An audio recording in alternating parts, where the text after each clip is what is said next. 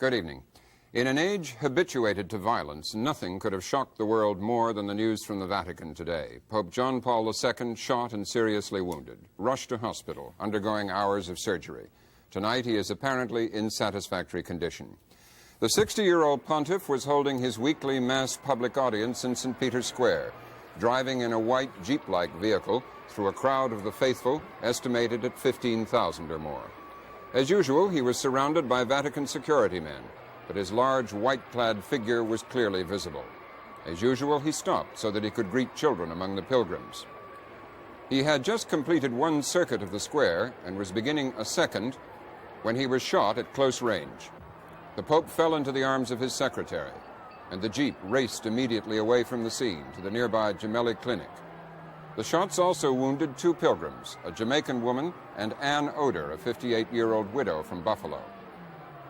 And the faces of the stunned, unbelieving crowd told the story of the shock and incredulity that rapidly spread among people of all faiths, that one of the world's principal symbols of peace should have been a victim of violence.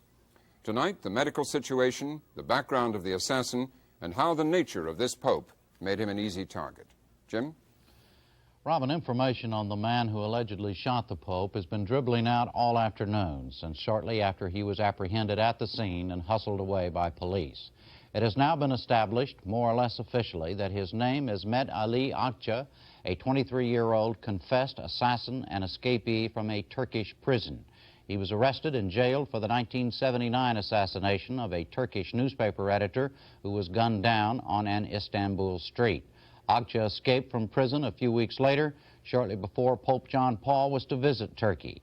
He subsequently sent a letter to a Turkish newspaper saying, "If this ill-timed and meaningless visit is not called off, I will definitely shoot the Pope. This is the only reason I escaped from prison," end quote. The Pope made his visit, there were no incidents, and Ağca disappeared. The Reuters news agency quoted police sources today saying Ağca was known to be in Europe recently and that he was believed to have come to Rome from Spain by way of France and Switzerland.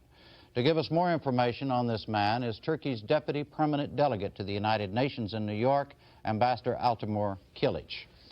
Mr. Ambassador, is there any doubt now that the man arrested in Rome is the same man who shot the editor and escaped from your prison?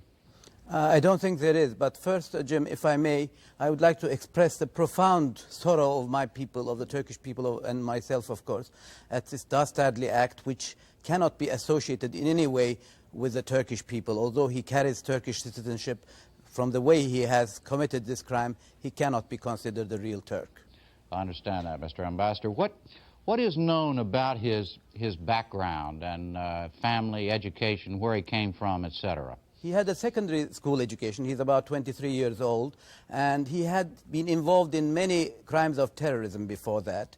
And he was reported to belong to an extreme rightist organization, but nevertheless, this has never been confirmed at court. The court, of course, he escaped before he was convicted. He was convicted in absentia, and he was sentenced to death in absentia. What is the nature of this right-wing political group? I noticed in a couple of references today he was called a Turkish nationalist. What is that, sir? It is called the Turkish Nationalist Action Party. It is an extreme nationalist, extremist organization. It was a party before, but of course, you know, the political parties have been suspended. Their activities have been suspended in Turkey. What kind of following does this movement have, or how many people feel the same way he does in Turkey? It is more or less a lunatic fringe party, but it had some following, not a major following. There were some members in the parliament from that party, but whether this Ağca really belongs to this group or not has never been completely ascertained. What were the circumstances of the assassination of the editor in November 1979? What happened? Well, in fact, this editor, Abdi İpekçi, was a close friend of mine, and in February 1979, he was waiting in front of his house, Abdi İpekçi's house. As he came with his car in front of his house, he came out from another car and shot him in cold blood, and Abdi İpekçi was was dead in the hospital when he was taken there. Was there any question that Ağca did it? Did he not confess to the crime? He more or less did, but of course, before he was convicted, he had escaped. How did he escape? What are the circumstances of the escape? It is a mystery how he escaped. He was in a complete security military prison, Kartal prison in Istanbul, and the circumstances behind his escape was never completely understood. But he went to, we understand he went to Federal Germany first, and then 15 days ago, the Turkish police, Turkish authorities, warned the Italian authorities that he was seen in Rome. And because of his former threat that he would shoot His Holiness, that should have been quite a warning to the Italian police. And this drives home a point we've been making. The European authorities, for some reason, are rather lax in concerted action against international terrorism. We've had other experiences with that.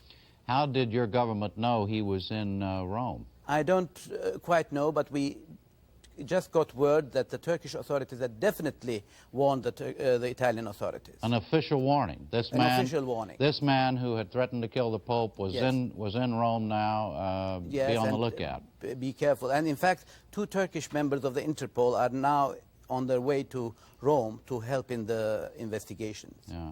I want to come back to the jail escape for a moment, if I can.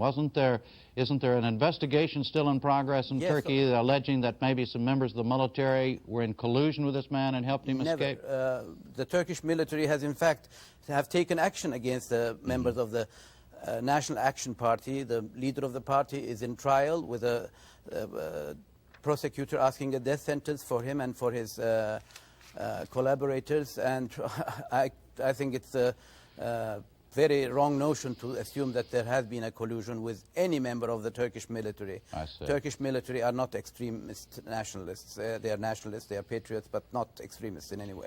Finally, Mr. Ambassador, let me ask you the question that everybody wants to know the answer to tonight. Maybe you're in a better position to answer this than anybody. Based on what you know about the man and what his beliefs are, can you give us any clue as to what his motives may have been in wanting to kill the Pope? Personally, I think there is a wide world network of terrorism, and I don't know where the lines differ. There is somewhere somebody pulling the strings, and of course add to that warped minds, and this fellow apparently has a very warped mind. He might have been motivated by his demented mind, or he might have his strings pulled by somebody which might have something to gain from such a dastardly act. It is too early to really pinpoint the matter.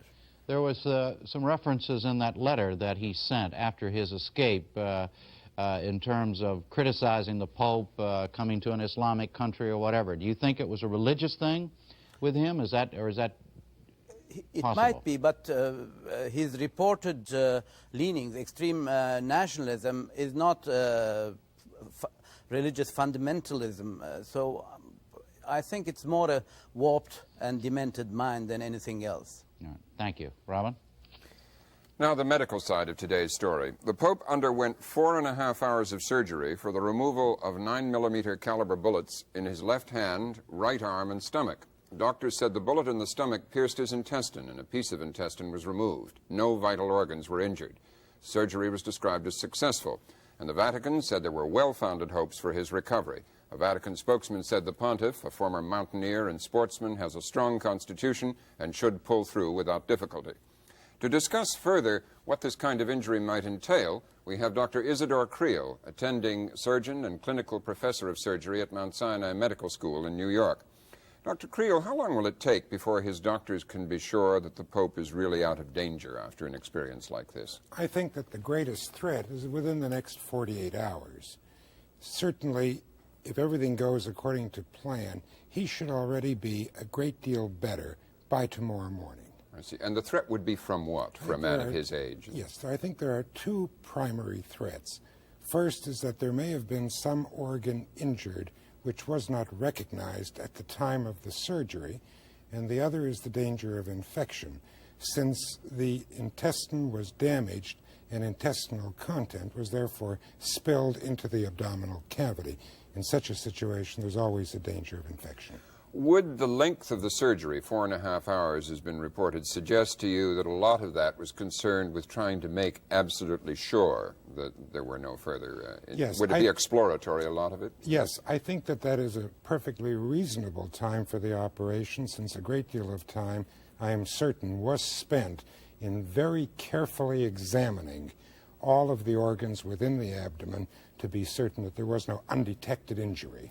They said that he lost just under half a liter, which is about a pint of blood. What does that tell you? This would represent a relatively small blood loss for so serious an injury, and it would be in keeping with no injury to solid organs such as the liver or the spleen, in which case the blood loss would have been much greater. And what does it say to you that he was reported to be conscious and able to talk as he arrived at the hospital?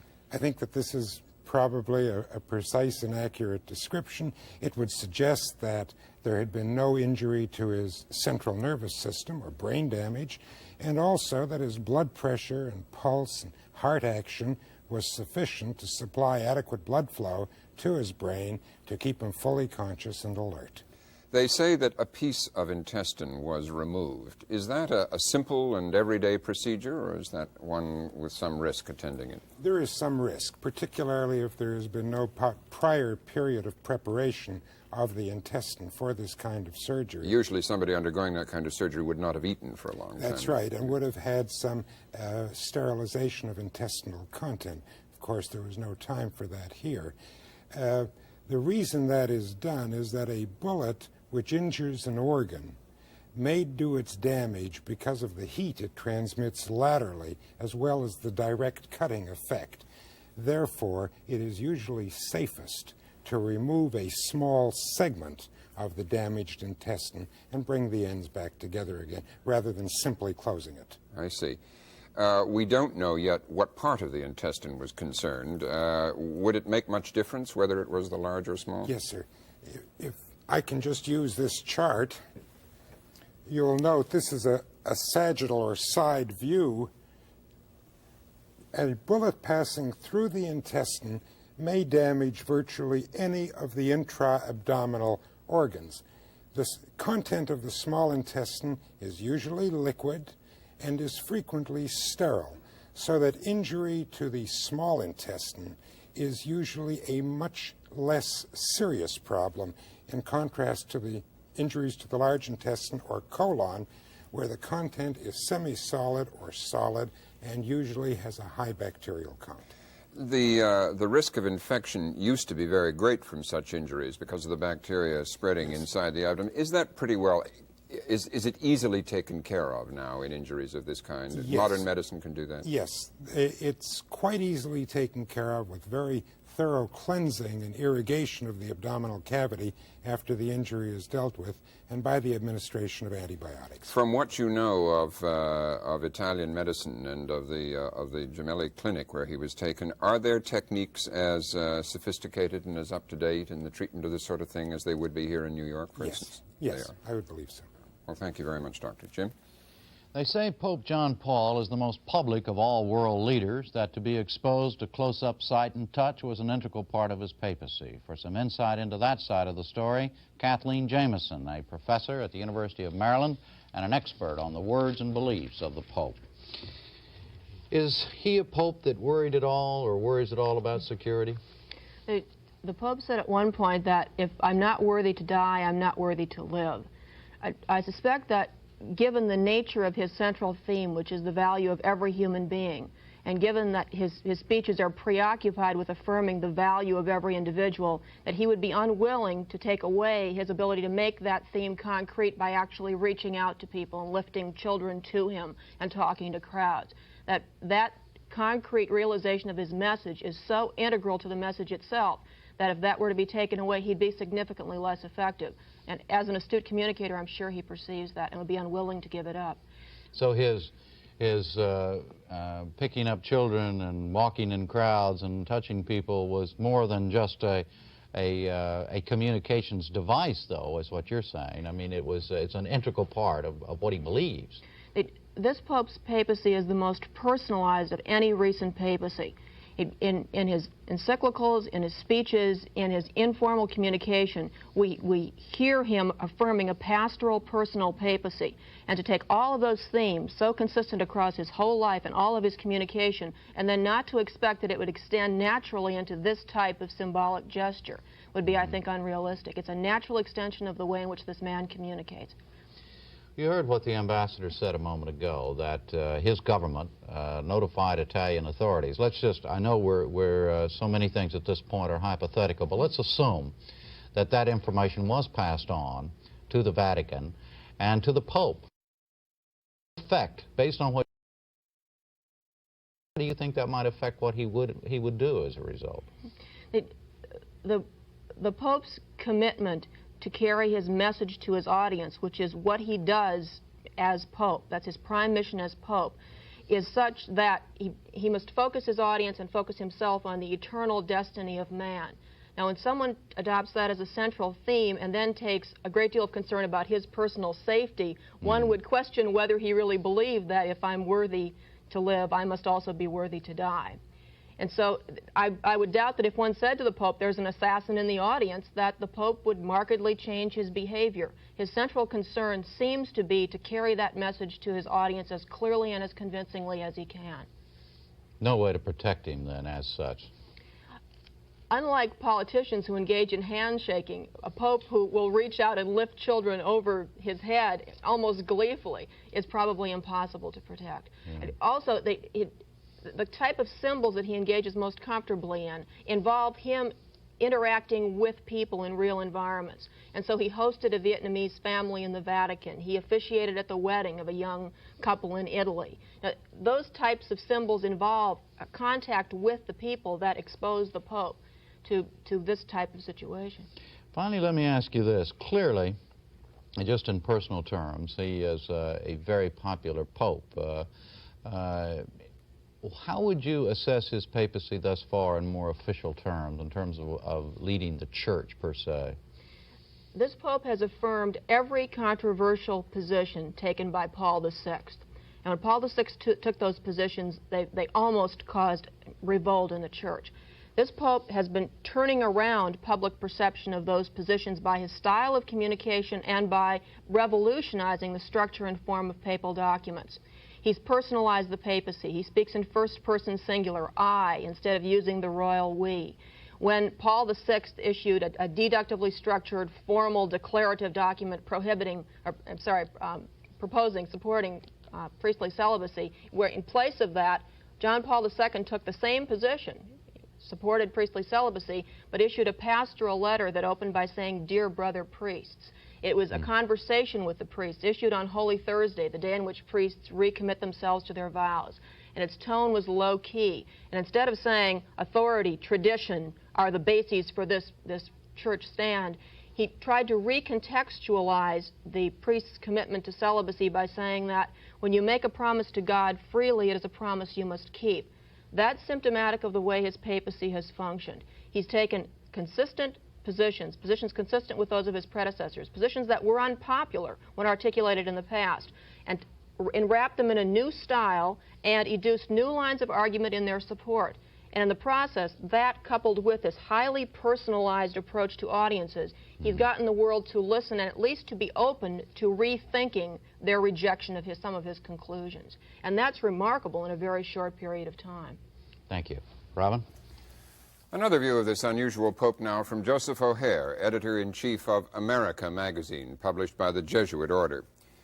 Father O'Hare, first of all, in personal terms, do you feel that what's happened today has in some way crossed a boundary beyond, that takes us beyond the vulnerability of other public figures, that, or have you always personally considered the Pope as vulnerable a figure as anybody else? I think, in a sense, a boundary has been crossed. A restraint has been shattered. And yet, the history of our times, in the last 2 decades, we've seen progressive boundaries of respect and reverence violated before. The news that came today was shocking, yet in an odd way, I sensed a certain inevitability about it.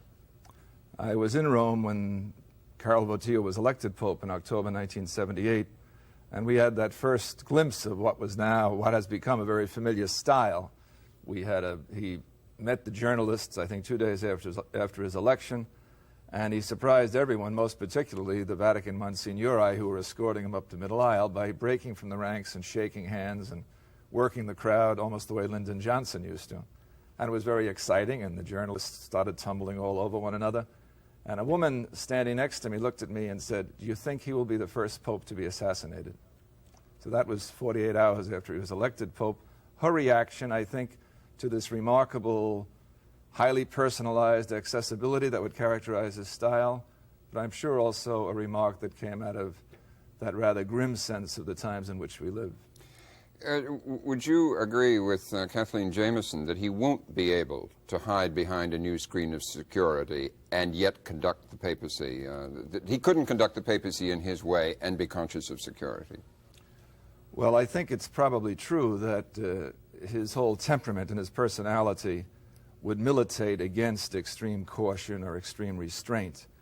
I think it's also true that a great part of his impact has come from this highly personalized method of communication that he has.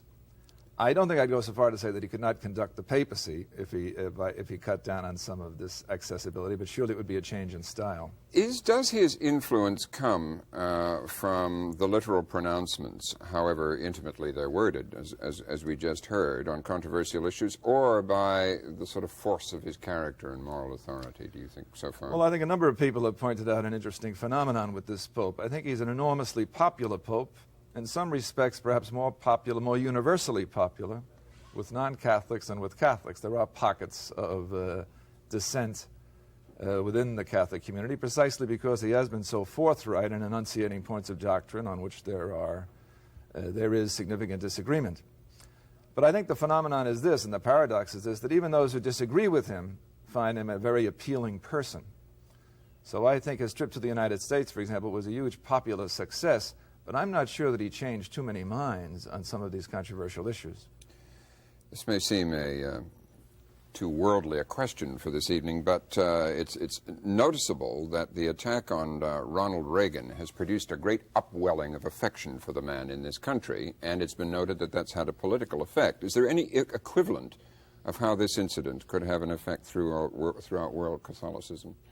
I think in a sense, but a very limited sense. I think it's obvious that this evening there will be, and has been all day, a great welling up of support and sympathy for the Bishop of Rome. But I think he has always been popular with Catholics, even with those who disagree with him. They have, in general, liked him as a person and responded to his personal magnetism. He has an odd combination, or a very winning combination, rather, of strong religious faith and yet a very buoyant, vital, joyous attitude towards life.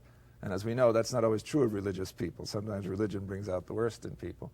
So I don't think this incident would shore up a waning popularity, because I think his popularity was his personal popularity was pretty vigorous. Neither do I think that it will change people's minds on controversial issues. There is one area, though, where it will be interesting to watch, and that is in the Italian referendum on abortion.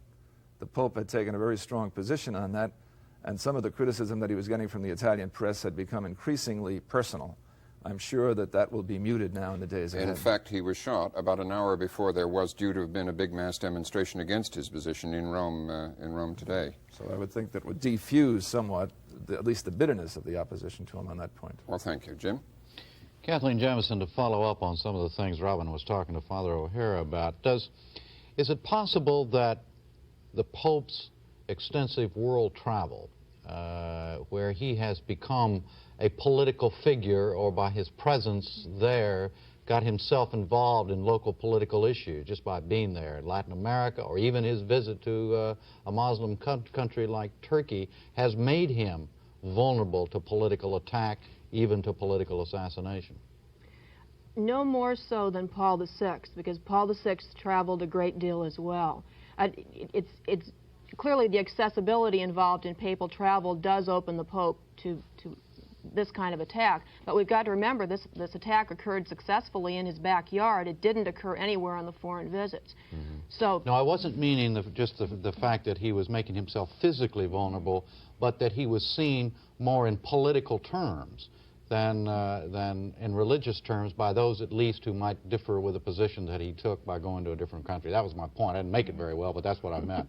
I think this Pope has in many respects transcended political differences, although we forget that as the news media play up the immediacy, the immediate political circumstances in places like Manila and in Latin America. By the types of themes that he articulates, he's been very careful not to interject himself very specifically into political matters in a public way. Yeah.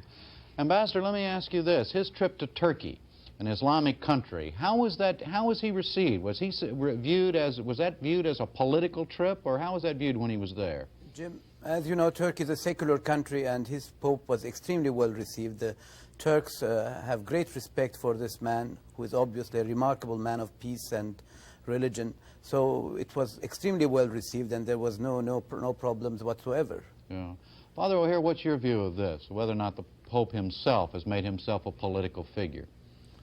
I don't think he's made himself a political figure in the sense of being involved in an overly specific way in very local partisan politics, but he surely has pointed out the political dimension of the gospel and his insistence on the dignity of the human person. He's done this in a remarkable way in countries like Brazil and the Philippines, where he met a country and indeed a church that was divided on the application of some of these principles. He managed to be very forthright in enunciating the general values of the human dignity without, however, identifying himself with any particular political party on the scene. I see. Thank you. Robin? Yes, well, thank you all for joining us this evening. And while we've been talking in Rome, the surgeon who led the operating team, Giancarlo Castiglione, gave a press conference. He described the Pope's condition as satisfactory at the end of an operation that lasted 4 hours and 40 minutes. That's all for tonight. We will be back tomorrow night. I'm Robert McNeil. Good night. Good evening. The Soviet newspaper Pravda said today it was utterly absurd to suggest that the Soviet Union or Bulgaria were involved in the assassination attempt on the Pope in 1981. The official newspaper Pravda accused the Central Intelligence Agency and the U.S. government of using the story to undermine Soviet disarmament proposals. The Italian government has charged that Bulgarian intelligence agencies were involved in the attempt on the Pope's life by the Turkish terrorist Mehmet Ali Ağca. The Italians arrested a Bulgarian Airlines official and have been questioning him for 6 weeks. The alleged Bulgarian connection has inevitably raised the question of whether such a momentous event could have been planned without the Kremlin being involved as well. That idea has in turn caused the Italian evidence to be greeted with some skepticism, even embarrassment in the West. Tonight, how good is the evidence that the assassination attempt on the Pope was a Bulgarian-Soviet plot? Jim? Robin, Mehmet Ali Ağca says he learned to kill people in Lebanon in 1977 as a student at a terrorist camp run by the Soviet-backed Popular Front for the Liberation of Palestine. Less than 2 years later, he was arrested back home in Turkey for the assassination of a prominent newspaper editor. He immediately and publicly confessed to the murder, and then later in court said he didn't do it, but he knew who did. That veiled threat to spill the beans apparently got him what he wanted: freedom. A month later, he escaped from prison by walking out in an army uniform, having passed through 8 normally locked doors on the way out. The next day, he wrote a letter to a newspaper threatening to shoot the Pope when he came to Turkey 3 days later. There was no assassination attempt then, and Ağca left Turkey, ending up eventually in Sofia, Bulgaria. There he stayed in the best hotel for 50 days, living the good life and meeting, among others, a prominent arms and drug smuggler who reportedly wanted the Pope dead. From Bulgaria, Ağca went to West Germany, Switzerland, Austria, Spain, and Tunisia, among other places, on a grand tour that officials estimate cost at least $50,000. Finally, he ended up in Italy on a 3-month Italian student visa and went to Rome.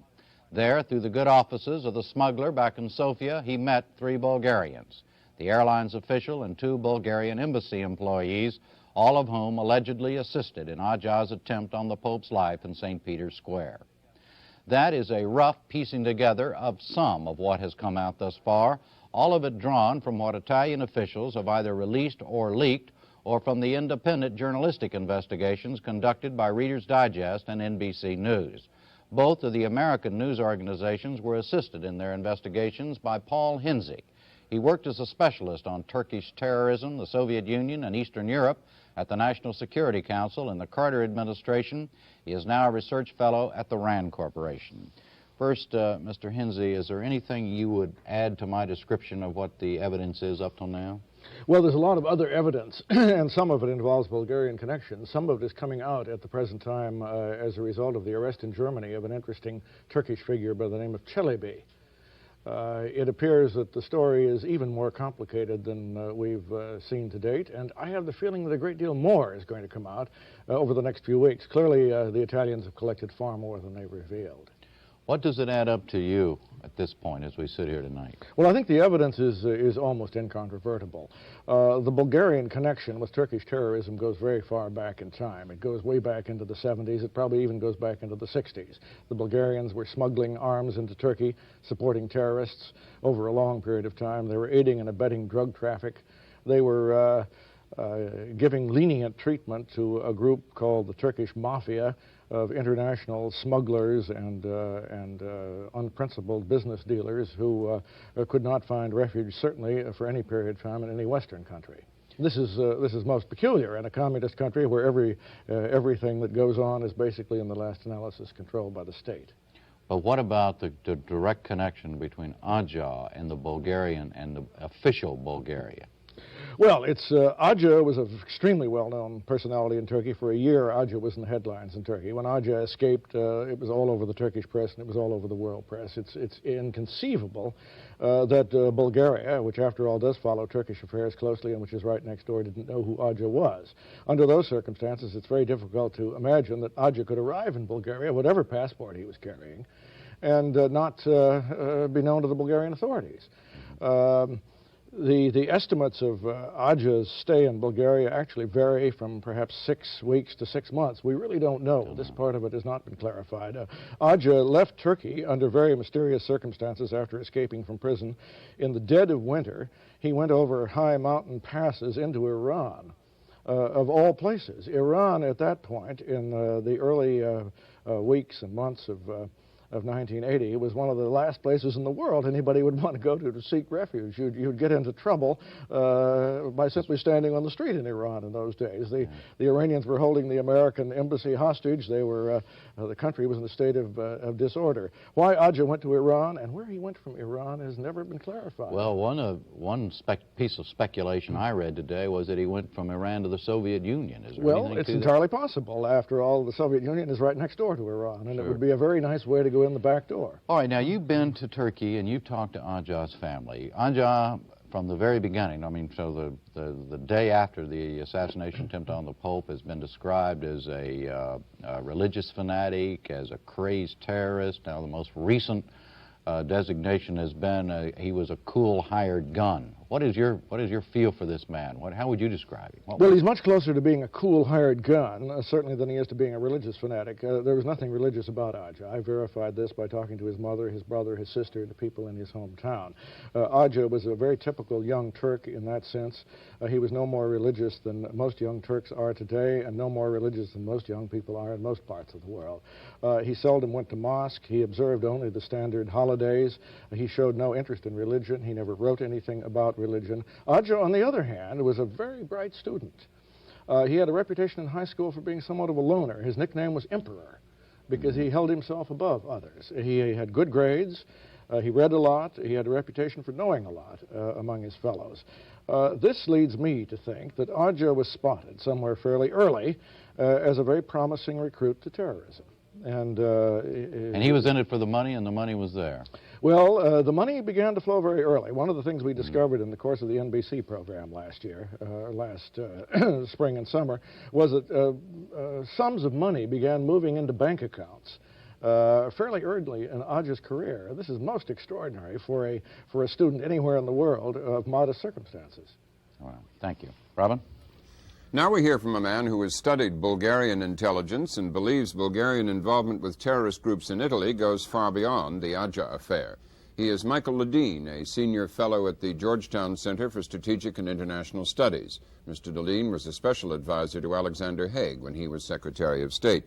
Mr. Ledeen, is the Bulgarian connection with Ağca and this plot credible to you? Oh, yes, absolutely. And it's not just the Bulgarian connection with Ağca that's got the Italians upset right now, but a wide variety of Bulgarian espionage activities in Italy, of which there are three principal ones. The first is Ağca himself. The second is an enormous drug and arms running operation in the north of Italy. And the third is the penetration of the Italian trade union movement at its very highest levels by a confessed Bulgarian agent and his wife, who also worked for the Bulgarians. And this guy, among other things, was in very close contact with the Solidarity trade union in Poland. Now, back to the alleged plot on the Pope. What makes this lead from the Pope to Ağca to the Bulgarians to the Soviets credible to you?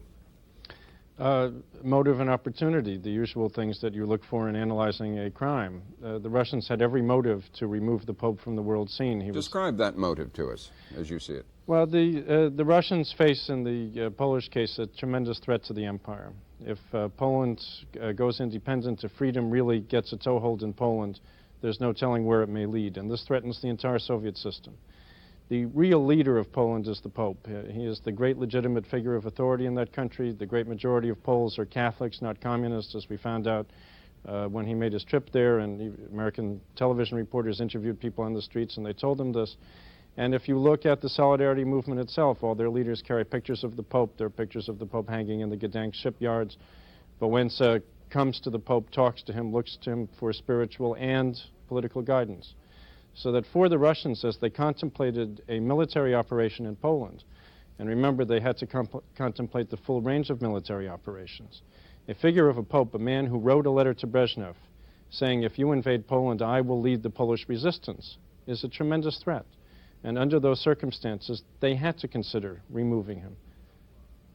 Is there anything missing from this so far which gives you some doubt about it? Well, yes, but I expect it'll always be missing. There is no Freedom of Information Act in the Kremlin, after all. I see. Well, thank you. Jim? Mr. Henze, do you go that far in your belief that you're firm about the Bulgarian connection? Do you believe it's then automatic that there has to be a Soviet connection as well, that there is one? I think it's absolutely out of the question that the Bulgarians could undertake this on their own. Of all the East European countries, they have the least motivation. They have no Catholic population. They have no quarrel with the Pope. The Bulgarian reputation over a long period of time is that of the most loyal of the satellites. Bulgaria has never had any real serious dissidence that's threatened the Soviet relationship.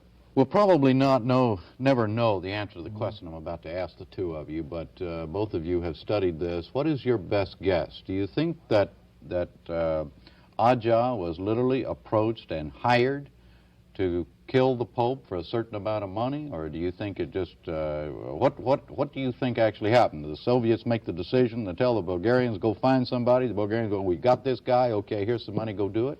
I think that Ağca was sent to Rome without knowing exactly what his mission was going to be, because the stuff in the Italian press recently suggests that he may have been sent there to kill Wałęsa some months earlier when Lech Wałęsa went to Rome.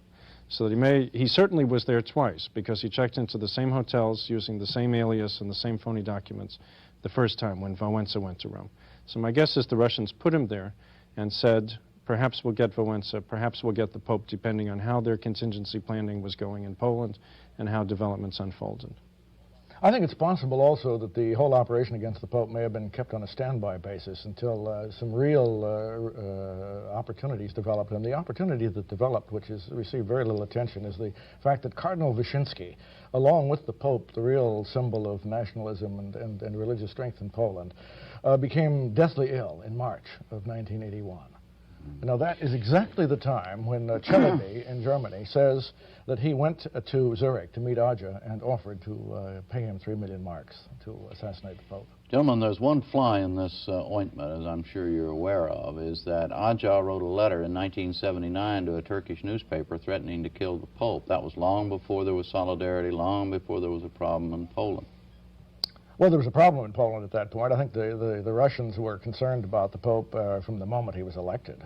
So I don't find it too surprising that Ağca would have been exercised by letting him write a letter and seeing how well he did. I think Ağca at that point was being tested and tried, and he proved himself pretty good.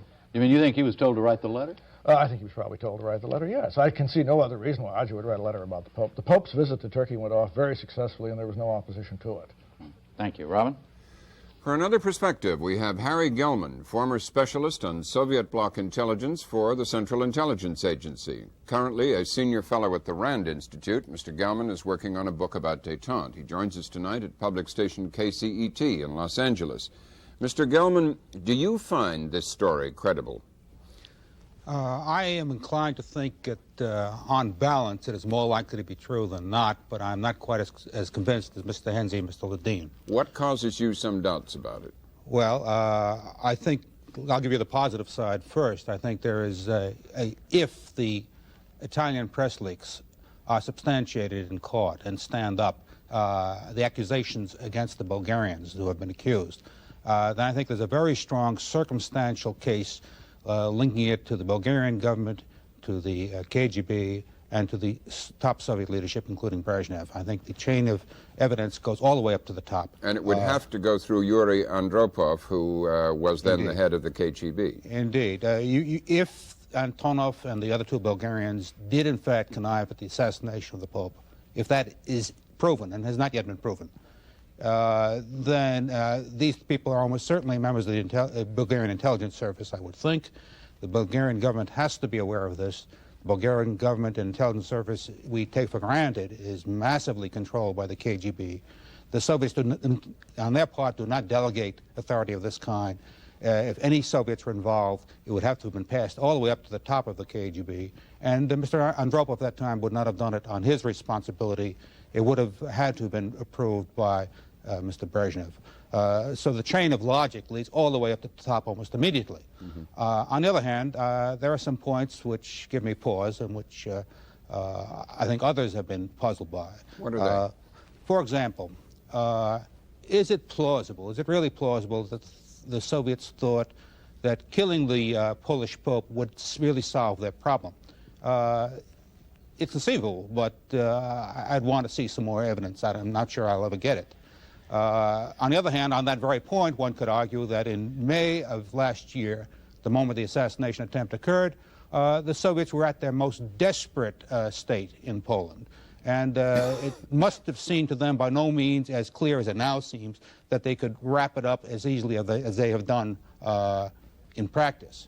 If you remember, the Polish party was falling apart at that time, and it seemed very likely to everybody that the Soviets might in the end have to invade, that the present solution was by no means as certain as it now seems in retrospect. So that is a partial answer to that question, but it doesn't satisfy me. The other thing that bothers me is it credible that the Soviets would really such bunglers as to let the Bulgarians take such a prominent role in running this operation? The Bulgarians, of course, being so closely tied to the Russians historically and in every other way, and being associated with the Russians in the public mind. It is not very much of a cover, of a protection. It does not really give the Soviets much of an excuse. And were the Soviets really willing to accept this kind of risk? Are you saying that if they had planned something which would be so momentous that they would have done it typically in a more subtle way? Yes, and I would imagine, I would have supposed that they would have wanted to keep the Bulgarian role somewhat disguised, using still other people as intermediaries. It is kind of naked to have Bulgaria that closely identified. Of course, they didn't expect the Bulgarians to be caught. Well, thank you. We'll come back in a moment. Thank you. Jim? Another view of it now from Barry Carter, who worked on U.S.-Soviet relations under Henry Kissinger at the National Security Council and later was a staff member of the Senate Select Committee on Intelligence, which looked at U.S. intelligence operations in 1975. He now is an associate professor of law at Georgetown University, where one of the courses he teaches is on the appropriate legal reactions to international terrorism. First, do you have an opinion on whether or not this connection has been established, or does it add up to you? Well, as the three previous panelists have said, there's a strong circumstantial case that the Soviets might well be involved. But I'm not sure the case has been proven yet. It's a highly risky operation, and why did they trust the Bulgarians? But as an old trial lawyer, I would like to see a little more of the evidence, and I think there ought to be a very thorough investigation into this, and we should withhold our judgment for now, but clearly investigate it further. All right, well, let's talk about what how the United States should play this now. Columnist William Safire and others have suggested that the United States has gone, or is essentially telling the Italians, cool it, back off. We don't want an investigation. We got to deal with these Russians. Leave them alone. Go away. Is that the way we ought to play it? I hope Safire's wrong. I hope this administration is encouraging the Italians to go forward as aggressively as possible, though I hope we're doing it in a quiet way. The Italians appear to be doing a fairly good investigative job, and I think it's better that they do it, because our motives are a little suspect in the area of Soviet relations. Our language in the last few years have been a little shrill, and also when we get into this assassination area, our history isn't entirely clean. So I think it's better to let the Italians go forward, and any help that the CIA or the FBI or other agencies can give, we should give it quietly. What are the pros and cons, or I don't know how to put this. What does the United States potentially have to gain if, in fact, a good circumstantial case of Soviet involvement is, in fact, proved down the line? I think we might gain something from it, not as much as one might wish. But what the Soviets did was truly outrageous if they did attempt to kill the Pope. And I think it's something that the rest of the world will draw lessons from. What I think we ought to do is, if a case is proven, it'll never be entirely clear because, as just pointed out, there's no Freedom of Information Act that's going to say we've got a case. But to the extent a good case can be shown, I think the U.S. can use that as a tool or as a reminder to people when we are talking about East-West relations, just the kind of people that we're dealing with and just what the new leadership might be like. Andropov is not a closet liberal. Andropov was head of the KGB, who might well have been involved in this activity, and we ought to remember who we're dealing with. But should we adjust our own dealings with the Soviet Union based on this? Well, I think right now we're taking a fairly strong anti-Soviet position as is, and in fact might have gone too far in recent months on occasion. But I think right now we're engaged in some sensitive negotiations with our European allies and with Japan over trade and economic relations with the Soviet bloc. And in those negotiations about whether we should do high technology trade with the Soviets, whether we should sell them oil and gas equipment, whether we should give them commercial credits, what should be our relations with the Soviets. In those negotiations, I think the U.S. should be able to say to its allies, Japan, Western Europe, my God, look at who we're dealing with. This is yet another reason for us to be fairly strong in terms of limiting the trade we do with the Soviets. Finally, let me ask you this. There's another theory going around that Andropov's enemies in the Soviet Union have set this whole thing up to discredit him. I mean, this is a disinformation thing at work, a domestic political problem in the Soviet Union. You buy that? Well, it seems that they really planned well in advance, that there's this whole train of evidence that we've heard that ties the Soviets back. Someone had to expect Andropov was going to get into power, and then the information isn't even leaking from the Soviet Union. It's coming from other places, including Italy, which I'm not sure that Andropov's enemies have a control over. In other words, you don't buy that. Right. Thank you. Robin? Mr. Henze, finding this plot story credible as you do, how do you think Mr. Reagan and other Western leaders should behave towards the Kremlin with this knowledge? Well, they should certainly behave with a great deal of circumspection and care. I think for the time being, the posture of being relatively quiet and letting the investigations proceed is the wisest posture. I don't think there's any need for Mr. Reagan to say anything at this point because enough other people are saying things. Mr. Ledeen, you want to add to that? Well, I think the point is this long term, that if the evidence stands up and if the case is finally demonstrated, then isn't it time finally for us to get serious about anti-terrorism? And isn't it time finally to go back and take a look at all the stuff that's been going on for so many years, where the Soviet connection has been so resolutely poo-pooed in so many corners, and start asking what must we do to defend the West against this kind of systematic organization? Mr. Gelman, does this, in your view, taking the, for the moment supposing that this case is believed, is this a case for a very serious reevaluation of Western attitudes towards the Soviet leadership? Yes, I would think so. The essential problem, however, is what constitutes proving. The amount of proof that may be available is subject to different evaluations by different groups in society. I think it's going to be rather difficult to get a consensus in firm agreement that the Soviets and Brezhnev and Andropov did it, even in the United States, let alone in the West. I hope I'm mistaken. I hope there'll be sufficient evidence that will show the matter clearly one way or another but before we're finished. But at all costs, we've got to establish a consensus as to what it is and build our policy on that. It should not be allowed to be another issue on which the West founders in great disarray. I think there are a lot of people in the West who will be most reluctant to come to this conclusion because the consequences are very, very grave indeed. Well, let's ask about them. Does anyone, Mr. Henze, Mr. Ledeen, Mr. Carter, think that it would be better policy for the West, since it has got to deal with Mr. Andropov and the others, simply to say this information isn't true and to disregard the case and pretend it hasn't happened? Mr. Henze, what do you think? I really don't see why we should conclude that we have to deal with Mr. Andropov. He's only been in office a very short period of time. He certainly is not a closet liberal. It's entirely possible that some of Mr. Andropov's colleagues might find that he was not the man to continue to represent their country. After all, when Richard Nixon was found guilty of far less grave misdeeds, the processes of our society, the congressional investigation process, the free press, brought Mr. Nixon down, brought him to the point of resignation. Are you suggesting this could bring Mr. Andropov down or make him somehow ineligible? I don't see why we should rule that out. Do you have a view on that, Mr. Ledeen?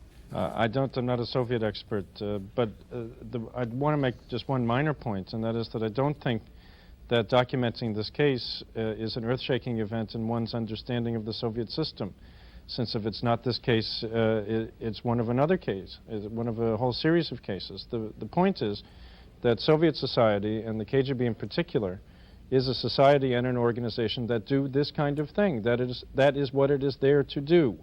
They have 4 million people in a gulag, and Mr. Andropov ruled over that gulag. So I don't see the drama of this event in terms of reassessing the nature of the Soviet system.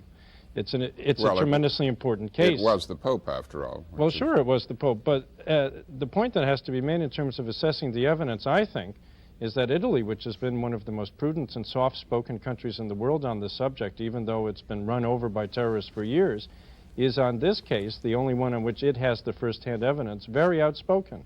And I'm very much persuaded by the outspokenness of these 3 independent Italian judges. And I would add this to Mr. Gelman's lists of things to evaluate. Remember, it's not an intelligence service that's investigating it for the Italian. It is a series of independent judges who have discovered an interlocking series of facts from 3 independent investigations. This is, I think, important to keep in mind.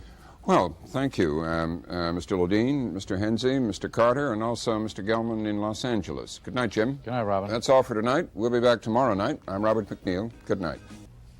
A sensational trial opened in Rome today in surroundings of heavy security. Italian prosecutors have charged 4 Turks and 3 Bulgarians with conspiracy to assassinate the Pope in St. Peter's Square in May 1981. John Hale of Viz News reports.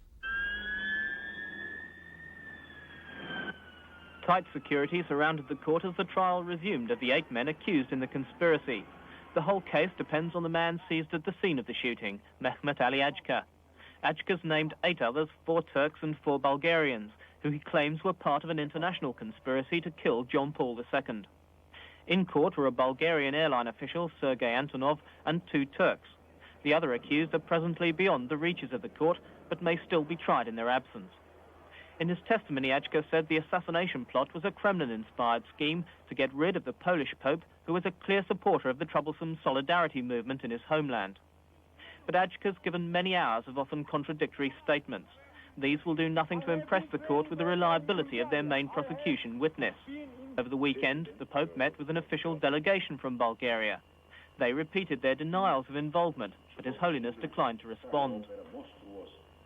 The case is likely to be a long and involved affair, and the crux may be whether the words of Mehmet Ali Ağca will be taken as the truth or as the delusions of an unsound mind. The trial was disrupted for a moment today when Ağca burst out with a declaration saying, "I am Jesus Christ. I am omnipotent. I announce the end of the world. The world will be destroyed." He was silenced and hustled out of the courtroom, then returned. Later, Ağca said in his testimony that he is completely sane, rational, and, as he put it, rather intelligent. Later in this program, we'll have a focus report on the trial. 8 men went on trial today in Rome for plotting to kill Pope John Paul II. It is the subject of our second focus segment tonight, to be conducted by Judy Woodruff. Judy? Jim, as we reported, an Italian court began trying 8 men who were accused of conspiring to assassinate the Pope. 4 of the defendants are present at the trial. 3 are in Bulgaria, outside Italian jurisdiction, and 1 is still at large.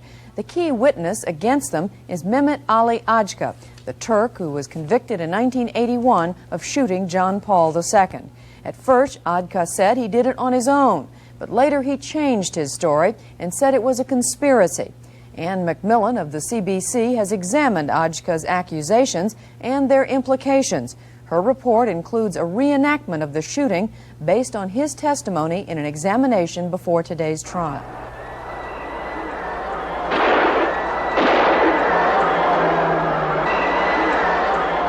Was it the work of a madman? Or was Pope John Paul II the victim of a carefully planned assassination attempt? A murder plot masterminded by the Soviet Union. One man above all knows the real truth.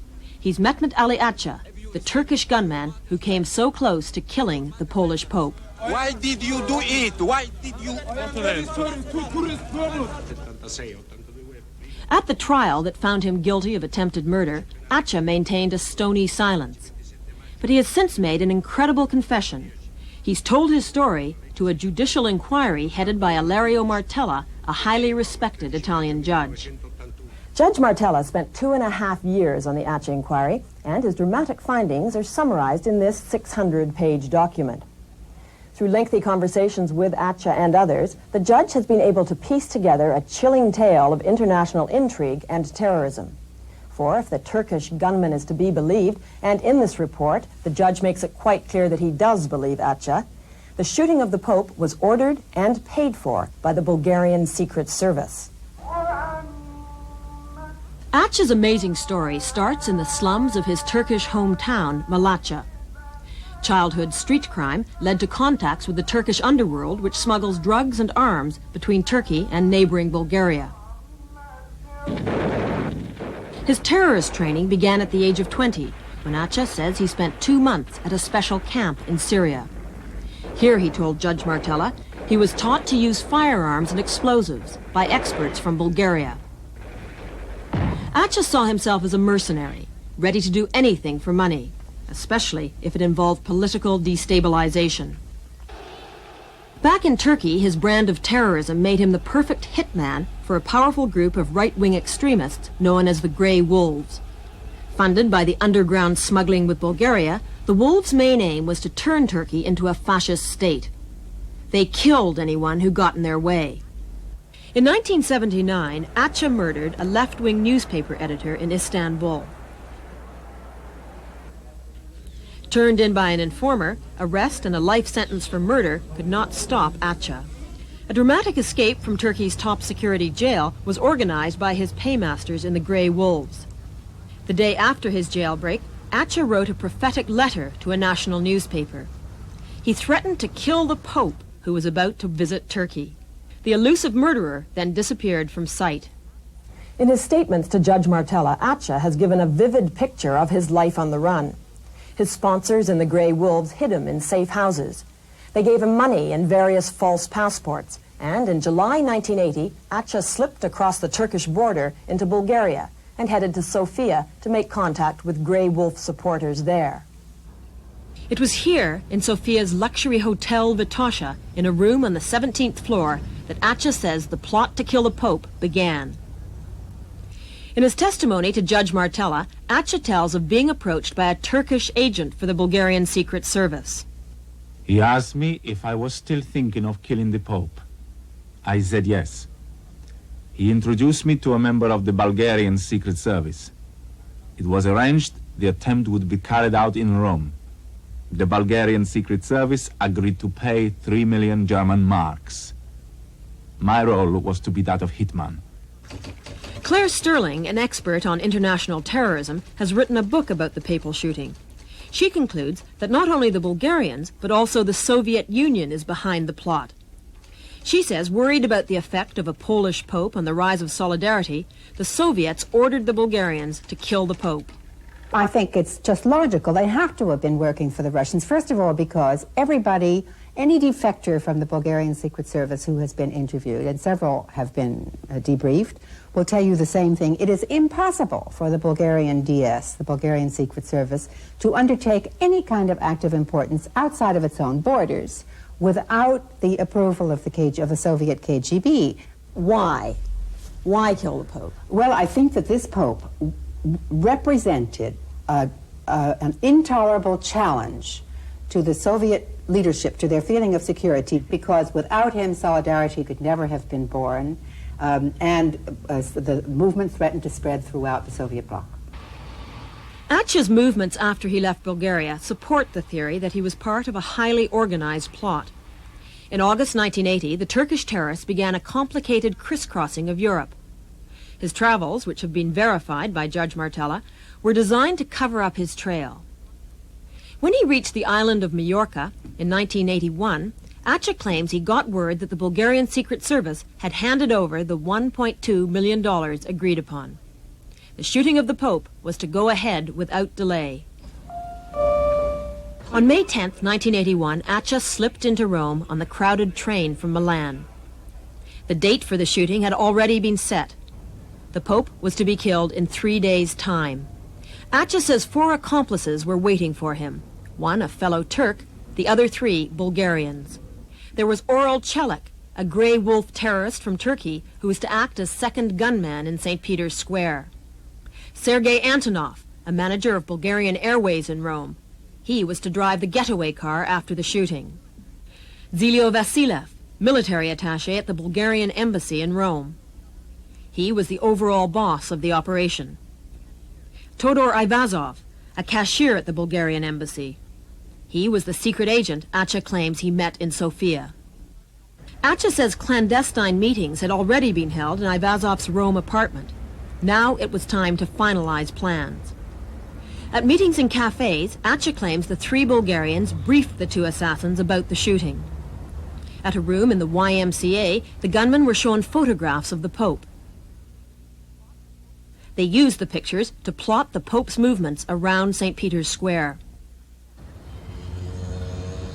Ağca says they also visited the square itself.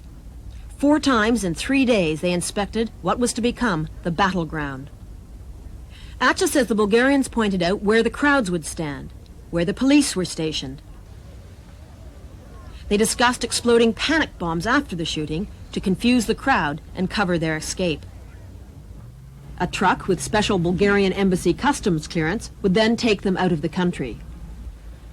The day of the shooting, Wednesday, May 13th, Ağca says he and Celik were picked up by Antonov and Ivazov.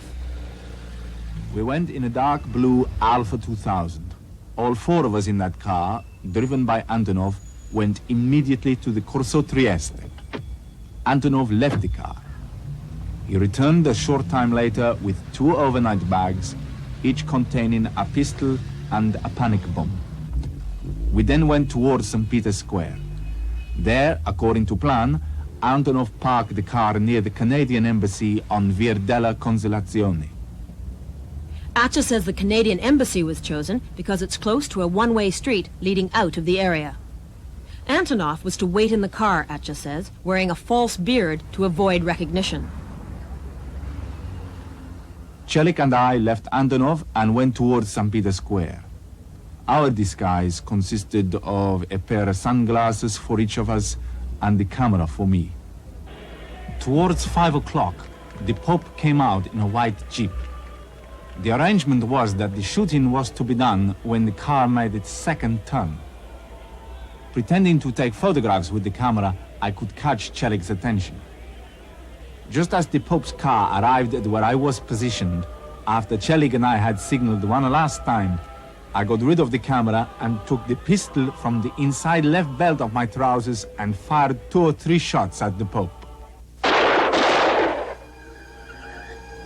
I could not continue shooting. The people near to me had become aware of what I was doing and had grabbed my arm.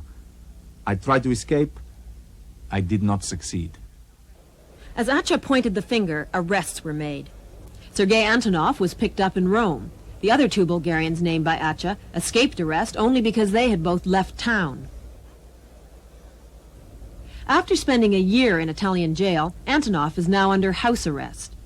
He insists he is totally innocent, but clearly worried about the Ağca testimony, the Bulgarians have hired one of Rome's best lawyers to defend Antonov. Giuseppe Consolo, a law professor at Rome University, is convinced that Antonov is the innocent victim of Ağca's vicious lies. If my client was guilty, why didn't he flee Rome after shooting? He waited here 1 year to be arrested. It's Ağca's credibility as a witness that will dominate this trial. He may have convinced Italian judges that he's telling the truth by supplying them with names, dates, descriptions, and phone numbers, but his behavior does raise a lot of questions. He's even admitted to lying in some of his early testimony, although he insists the story he told Judge Martella is the absolute truth. The Bulgarian government has all along based its defense on Ağca's questionable credibility. In Sofia, 3 of the men accused by Ağca denied knowing the Turkish gunman. They called Ağca a psychopathic liar and accused him of making up his story to bargain for his freedom. Earlier this month, in a final pre-trial press conference in Rome, Bulgarian spokesmen insisted that Ağca is part of an anti-communist plot. They told journalists the mountain of detail Ağca gave Judge Martella has been fed to him by the Italian Secret Service. I spoke to chief Bulgarian spokesman Boyan Trykov through his personal translator. Since there is no evidence in Martella's conclusion, my view of this coming trial is not as a normal judiciary trial, but a perfectly political one. And this political trial will be used in the ideological struggle against my country, Socialist Bulgaria, and against the other socialist countries.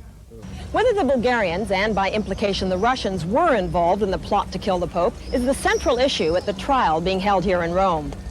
Now it's up to the 2 presiding judges and the 6-person jury to decide if they believe Mehmet Ali Ağca's incredible tale about the Bulgarian connection. For more now on how the Soviet Union is viewing this trial, we turn to Paul Henze, author of the 1983 book, The Plot to Kill the Pope. Currently a resident consultant at the RAND Corporation, a think tank with offices here in Washington, and formerly on the staff of President Carter's National Security Council. Mr. Henze, what do the Russians care? How much do they care about this trial? Well, I think they care a great deal. It's very embarrassing to them, and it's been embarrassing to them right from the beginning. The surprising thing is that they've done so badly, because a few days after the shooting in Rome, they put out stories that it was really the United States that was behind the whole business. And they've really never deviated from that line since. They've concocted more and more dramatic stories, which nobody believes and nobody's given any credence. Well, what are they saying right now about the trial? They're saying that the trial is obviously a put-up job. They're saying that the Italian Secret Services gave Ağca all sorts of things to say. They're saying the CIA plotted the trial. They're saying that Mr. Brzezinski, when he was President Carter's National Security Advisor, concocted the whole scheme. It's so fantastic that one can regard it only as high fiction.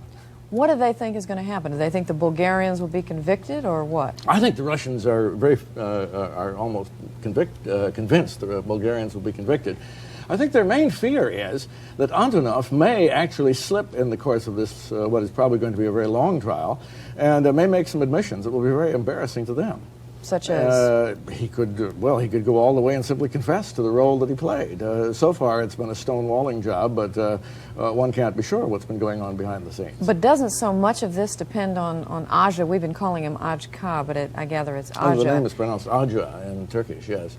But I mean, so much depends on him, and today we saw he had this very erratic behavior in the courtroom. He stood up and yelled, "I'm Jesus Christ," and said... Well, we keep hearing that. We keep hearing that everything depends on Ağca's testimony. That's not true. Judge Martella spent 3 full years investigating this case. He talked to hundreds of people. He traveled widely. He interviewed people. He had the full facilities of not only the Italian security services, but all the security services in Europe at his command. So he's by no means building his case only on what Ağca told him.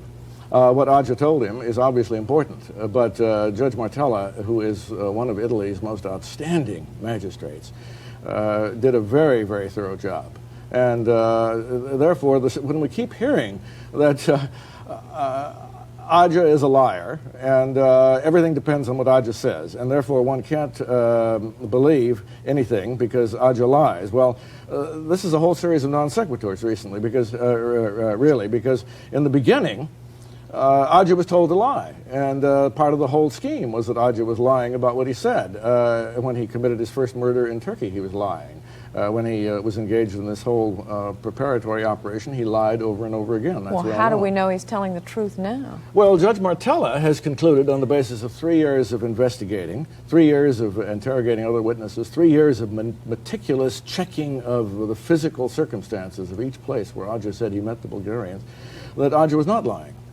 And, so all this is going to come out. All this is going to come out in the course of the trial. Judge Martella's investigation has been very, very thorough, and I'm sure we're going to learn some extremely interesting things in the course of this trial. Do the Russians have any control over what happens in that courtroom? I don't see how. Well, there have been rumors going way back to the beginning that the Russians were obviously going to spread a lot of money around and bribe people and turn things their way. There have been rumors of other sorts. When Gromyko was in Italy last winter, it was rumored that he was trying to cut some sort of deal with the Italian foreign ministry, the Italian prime minister. We haven't the slightest reason to believe that anything like that has ever occurred. And the record of this whole group of Italian judges who are involved here is really quite fantastic. Over the years, they've conducted all sorts of difficult trials. The murder of Prime Minister Aldo Moro, the kidnapping of General Dozier, and dozens of other things. And their record is better, I would say, than that of any other free world judiciary group. You are obviously convinced the Soviets were involved. What is it going to take to prove beyond any reasonable doubt that that's what happened? I'm not sure we'll get that kind of proof. What it would take would be confessions by people who were directly involved, working on behalf of the Bulgarians or the Soviets. Now, Ağca is a great performer. His erratic behavior today is very much in character. He likes to perform. He's an actor, in a sense, a frustrated actor. And after all, over the past year, he's been locked up, and he hasn't had much chance to do anything. But that doesn't help his credibility. It doesn't help his credibility. But you know,